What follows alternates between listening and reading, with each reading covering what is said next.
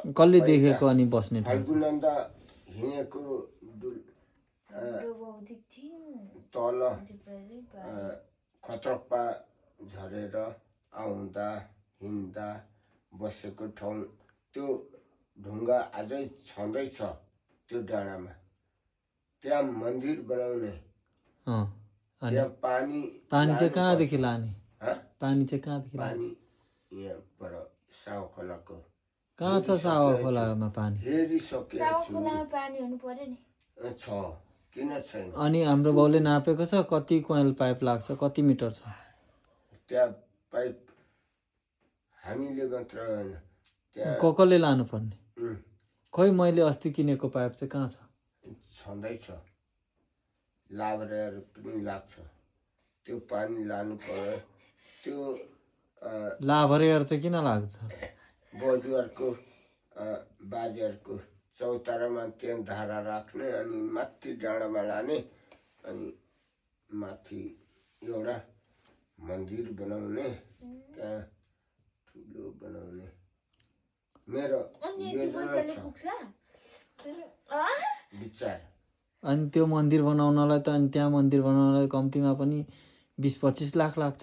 कहाँ छ त्यो पैसा? त्यो पार्नु पर्छ योजना। कहाँदेखि पार्ने? वाडादेखि कि पालिकादेखि कि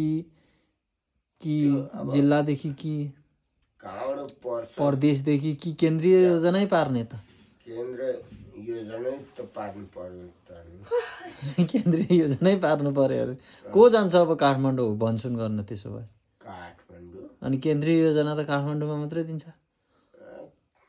प्रदेशको हो भने अब विराटनगर जानु पर्यो।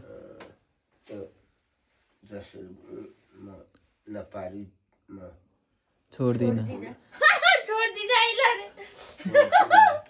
त्यहाँ पानी पुर्याएर त्यहाँ एउटा यता हाम्रो बारीतिर त त्यसो भए हुन्छ अलैँची।